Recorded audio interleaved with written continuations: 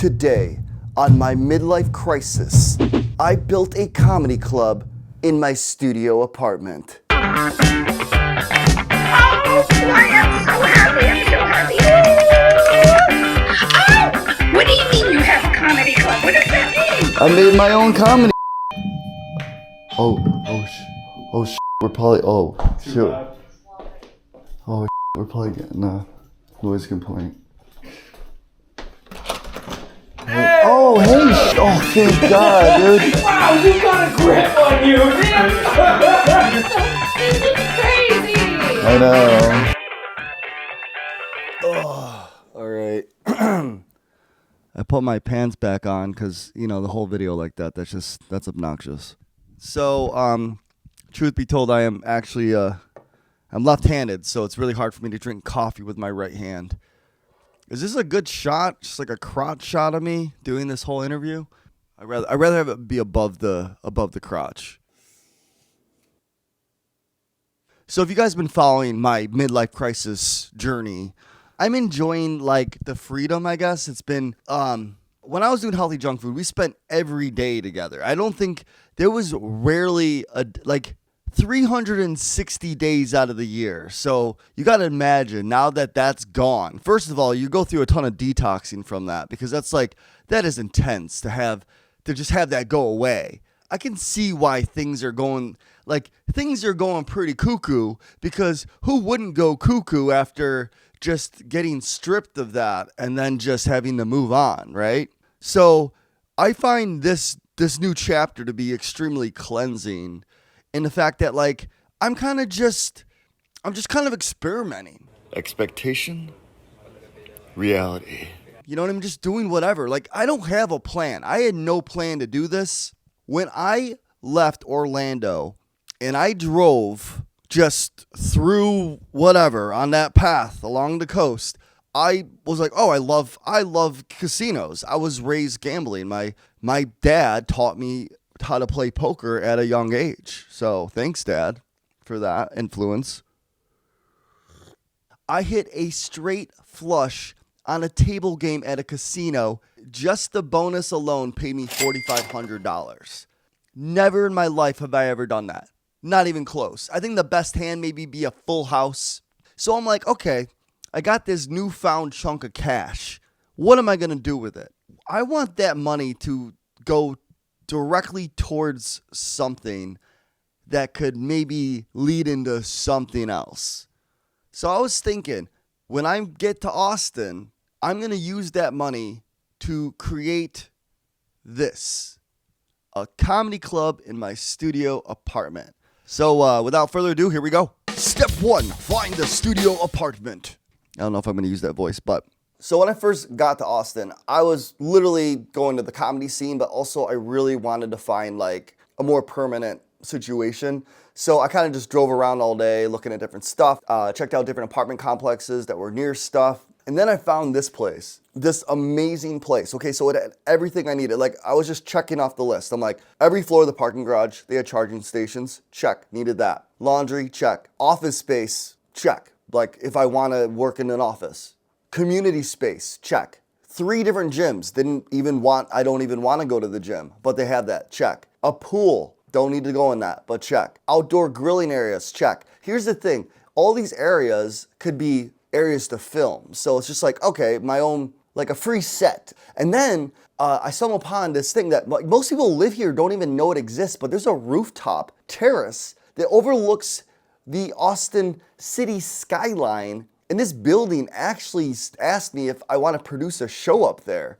This is it. This is the perfect spot to be in. And I am super close, 8 minutes from downtown Austin. And my favorite perk ever, Monday through Friday, complimentary coffee, hot chocolate, cappuccino, lattes, and then little snacks. I don't know who's eating these, but I'm that guy. I know the concierge is looking at me like, yo, this dude just keeps, if they got snacks there, I'm eating them. They also have community building events. There's a calendar in the elevator, and I saw a little pizza icon, and I'm like, yeah, your homeboy is gonna be going to that. They had boxes and boxes of Little Caesars pizza for free. Now I get it, it's Little Caesars, but beggars can't be choosy. No offense to Little Caesar fans out there. How's it going? Hey, how's it going? Good. I'm loving this amenity. So I got to meet some of my neighbors. Definitely a Texas guy. He's got guns, so that's cool. I got to hold a giant gun. That made me feel safe. And he let me see his apartment. It was like an eclectic smorgasbord of Halloween and Christmas. Like I felt like I was in my own nightmare. It made me happy and gave me anxiety at the same time. It was a great environment to be in. Now that I found my location, I got my studio apartment. I think we all know what time it is. It's time for Arts and Crafts Time with JP. Am I allowed to say that? Like, can I sue myself?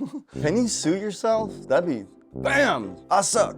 No, you can't sue yourself. Step 2, personalize it. So the very first thing that I wanted was like a sign, like a sign that establishes this is your club. I went with an 18 by 18 neon orange, $76. I'm not necessarily trying to make the cheapest comedy club ever, but I am documenting all this for the IRS. Step 3, designing the club. And here you can see a stage, a mic stand, a stool, some speakers behind, and this bar here is a compression rod used for curtains, which I thought would be perfect way to mount anything I needed from the ceiling without like drilling holes into the wall. Honestly, I think they worked out great. These compression rods are perfect, so.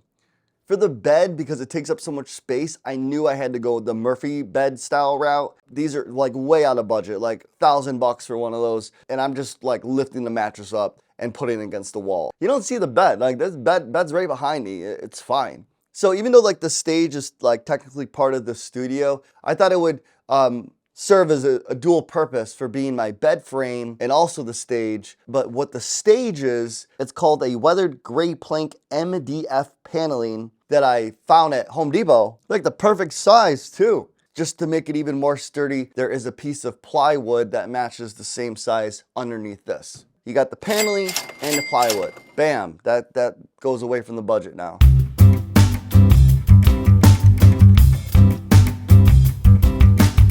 We got the small rod, brick backdrop, the mic stand, a stool, and then off camera, 2 XLR cables and a speaker. That's how much I've spent, and this is what you get for that amount of money. But I hate it. I don't like it. I am not a fan of the brick. Step 3.5, redesigning the club. So next day I got back to work and I just basically stripped everything down. Like everything that I created, boom, let's just start over. Not to mention just the brick backdrop, but I had a 12-inch bed frame, and honestly, I don't even want to have a bed frame. Like I don't even want a stage, because in a room this small with a ceiling this low, like you don't need to be lifted higher. So I got the smallest one I could get, which is a 7-inch bed frame. So thank God for Amazon, I returned that. So I got rid of the brick backdrop with this new black studio curtain. I picked up a 4-pack of outdoor floodlights that had multiple colors, and then I used 2 of them for the backdrop. They change the look of the stage. Like right now, I could change this right now if I wanted to. Here. So if I want, I could do yellow.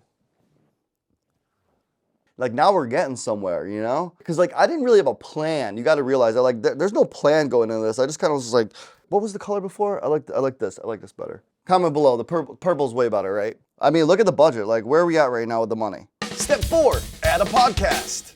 So this is where I go like a little bit above and beyond of just a comedy club. I'm like, all right, I want another scene. And the other scene's gonna be the podcast scene, or the heckle chairs, or the discussion. Like I would love to have like a little spinny wheel where people have to do stupid stuff. Maybe like a live cooking segment on stage we can turn into a food channel and then get in trouble. I'm not gonna do that. So back to the schematic, I envisioned 2 chairs being the main 2 people in the hot seat. So because of this, I ended up adding 2 more mics, 2 table mic stands. So the end tables I'm counting as just part of the home decor, and the chairs I'm gonna count as home decor as well. Step 5, getting inspiration. So I'd be going to the other comedy clubs around town and seeing the different venues, and I'm like, what do they have? What do they got going on that this is lacking? And what it is honestly like a dark environment. Now I know most people don't want to live in a dark environment, but how do I get that dungeon vibe? Like, do I have to do this? Do I have to paint my walls black? And that was the biggest mistake I made in this whole entire process, was that I went back to Home Depot, I picked up some paint, I picked up a brush, bam, that's how much it cost. And I proceeded to paint all the walls black. And I don't think I'm even allowed to do that. But once I painted it, it totally looked more like a comedy club. It looked way more, it legitimized it times 10.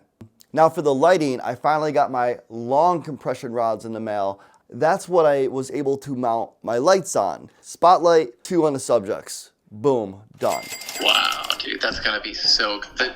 The pictures you're gonna get too are gonna look so good. Step 6, final touches. I started with the black brick, and then again, like I should have learned from the other brick, it just doesn't look good. What I do like though, these black curtains, these studio curtains, which was perfect because with the 4-pack, I got 2 extra floodlights. Boom, I can illuminate that back wall too. I ended up getting these fold-out chairs on Amazon. And look at the price difference here, because when I'm editing this and when I bought it, just something to point out. If I want to get more people in here and get kicked out of the apartment complex, I'd have to buy more, but the final main expense was this acoustic foam, which is why paint was a bad idea, because I just ended up covering all of it up anyway. And then this comedy club, we have a hook that goes into the sign, and then behind it right here is a wire that travels behind all the foam. And then I created this little thing and I taped it so it's black, but that'll change the brightness of the sign. And then that travels down here where I have an extension for USB that plugs in underneath the stage. And one of the last things I added was a timer for the comics. And this device is used to control the amount of time a comic can perform. 5:30, we gotta kind of... Let's call it, I'll get off. Yeah. Well, I mean, rephrase that a little bit. Step 7, make it livable too. I need to live in this space too. So a lot of what I created was to be extremely modular. So I decided I would film like a time study of how long it takes me to set up my bed situation from when it was a comedy show. And I think I got it down to maybe about 2.5 minutes. For my own entertainment, I got a TV stand on wheels, and that can roll around the entire apartment. That way I can have TV, video game, entertainment wherever I want. My desk can move anywhere I want. These chairs can move anywhere they want. And if I want to just live my life during the day, I just move these curtains and they hook right against these white hooks on the side. Look at that, natural light. It's beautiful. I am confident that this comedy club costs less to build than what I won at the casino.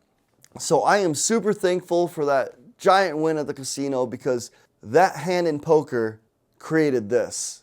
I'm going to show you some of the last details before I go. Final step, the lighting. And just with the flick of a button, I can change it from podcast to stage. And then I can turn it all off. And then I can turn it all on.